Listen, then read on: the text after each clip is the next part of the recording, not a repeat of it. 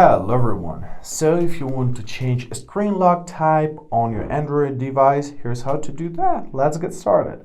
So first of all, you're to open up your settings, of course. Here they are. Now we are to locate our security and privacy. On some phones, it's located in the lock screen, like on Samsung. So open up your security and privacy setup, in my case, or lock screen, and let's locate device unlock. There we are. So now simply tap on screen lock. First, of course, you gotta enter your password or whatever you have, maybe it's pattern, to confirm your identity. Press enter. Now choose a new screen lock type. So there is none, swipe, which is basically still to none. However, you will have your lock screen anyways.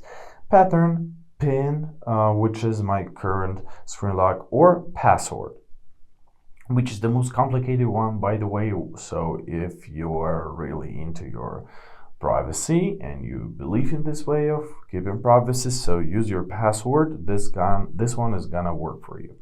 I'm gonna use a pattern this time, so let's tap on pattern and let's set a pattern. First of all, create the first version of it. Let's set it up. Here's our pattern. Press next. Now let's draw our pattern again. And now you're simply to press confirm. There we are. Now let's check out if everything worked.